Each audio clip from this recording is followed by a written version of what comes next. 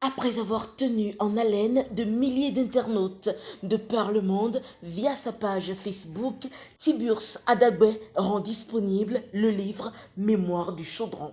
L'écrivain béninois a fait paraître l'essai politique qui reçoit très bonne critique aux éditions Ancrage. La cérémonie de lancement du livre a rassemblé tout le gratin d'acteurs politiques, d'hommes de lettres, de fans à Canal Olympia, à Cotonou. À la tribune, autant pour l'essai politique que pour l'auteur, chacun y est allé du bon mot. Ce qui est intéressant, c'est que le journaliste ne s'est pas du tout départi de l'analyste politique. D'ailleurs, c'est le réflexe du journaliste qui reste prédominant. Les faits, d'abord les faits, rien que les faits. Les lieux, les noms sont donnés avec la justesse et la précision qu'il faut, puis, accompagnant les faits, survient la description de l'humeur des gens ou des personnages, leur visage, leur posture. Cela se traduit surtout à l'occasion des conversations, la diversité des réactions pendant les échanges. C'est ici que l'écrivain surclasse le journaliste et traduit à des moments donnés de l'évolution d'une scène, les émotions des personnes, même du chef, que l'on croit à tort un homme impassible, toujours au-dessus de tous. La mémoire du chaudron rend compte des situations les plus inattendues et offre au lecteur l'envers d'un décor que l'on pense à tort rose, mais qui, avant tout, comme un décor vraisemblable, se prête à l'intelligence du lecteur. Je voudrais une fois encore encourager les uns et les autres à lire ce livre. Le livre préfacé par le bâtonnier. Et comme il a dit, devrait être un livre à distribuer et à enseigner dans nos universités. Ce n'est pas de la fiction. C'est un travail merveilleux. Je pense que Tiburce nous a suivis. On ne dirait pas qu'il était en train de nous suivre. Il nous a suivis depuis les débats parlementaires, depuis la bagarre au Parlement, depuis tout ce que nous avons fait dans les rues, ce que nous avons fait dans les quartiers pour aller à la conquête du pouvoir.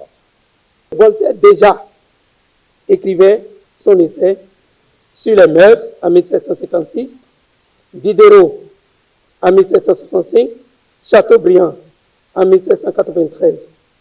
Nombreux sont les philosophes, les critiques littéraires qui aiment utiliser le genre de l'essai, mais peu réussissent. Dans une langue de chez nous, on dit « sunu supo, glegbenka pikpia ». Le roman est facile, la poésie est facile, le théâtre est facile, le pamphlet est facile, le manifeste est encore beaucoup plus facile, mais l'essai est compliqué et complexe. Et quand quelqu'un se hasarde sur ce chemin-là, ça veut dire qu'il avait déjà des talents depuis près de 20, 30 ou 40 ans. Je dis félicitations, bon vent à toi. La préface de l'essai politique Mémoire du chaudron s'est faite par Maître Robert Dossou, représenté à l'occasion. Maître Robert Dossou, qui a fait partie de l'équipe de campagne du candidat Yahya Boni en 2006 et qui en a été d'ailleurs un des porte-parole, remplissait largement ce genre de critères.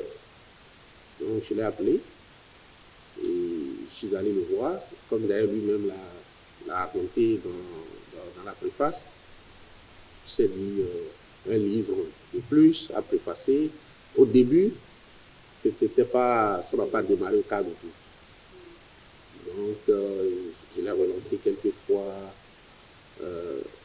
Et puis un jour, mon téléphone sonne, il m'appelle, il me dit, mais tu te rends compte de ce que tu as écrit? Et là, j'ai vraiment éclaté de rire.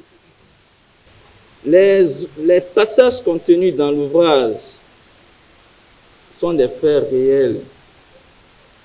L'histoire n'a pas été trompée. Et que c'est ça qu'il a vraiment admiré. C'est qu'il vous souhaite bon vent et plein succès pour la suite. Mais qu'il recommande fortement la lecture de cet ouvrage.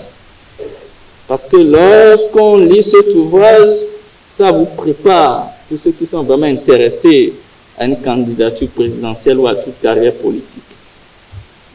Comment est-ce qu'on part d'une simple idée, une idée qui grandit, qui s'insère partout.